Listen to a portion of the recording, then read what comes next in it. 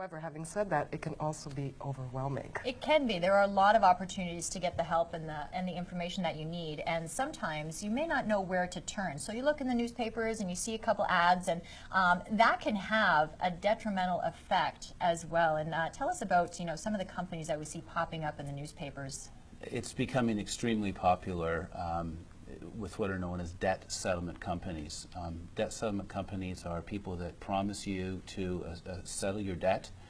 They make many claims as to how much they can save you, 50%, 70% of your debt. The problem is that debt settlement companies is actually an unregulated industry.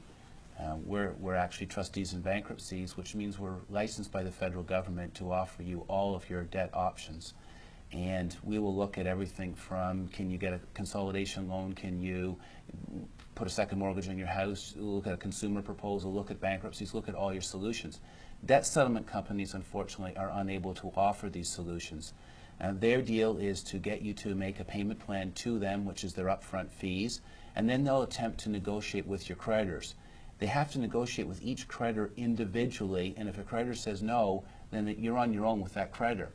And so unfortunately what's happening is your credit is getting reduced to effectively the lowest level possible, because the debt settlement companies are saying, don't pay your creditors, it helps us negotiate. So now your credit's in really bad shape, and if there's creditors that they can't assist, then you're left with those. So you've paid a bunch of money and you're actually in the same situation you were in before.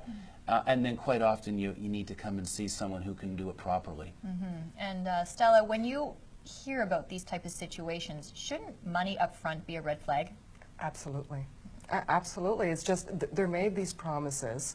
Unfortunately, a lot of them hear, well, don't go see a trustee. They can only do a bankruptcy for you, and they don't represent you. We're here to represent you.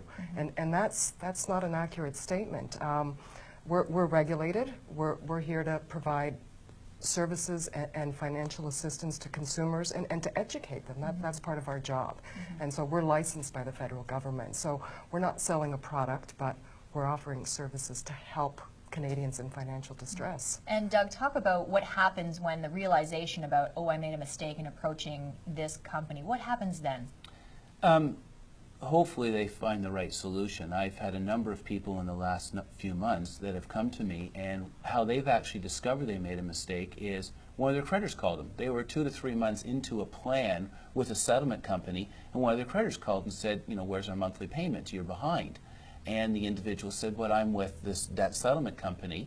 And the credit card company said, we won't negotiate with them, we don't deal with them, we suggest you check them out on the internet and then make the appropriate decision. As Stella said, a lot of them use the assumption that if you see a trustee, they represent your creditors, they're only going to do a bankruptcy for you. I would say probably 50% of the files we do are now are not bankruptcies. We're able to restructure with what's called a consumer proposal. The fact that we're supposed to represent your creditors, trustees are officers of the court. We represent everybody as an officer of the court, so we And with are you independent. representing everyone, being independent, we're going to find out how you can tailor-made some solutions for every single person out there, especially because this is November, it's Financial Literacy Month. Find out more, stay with us right here on Daytime.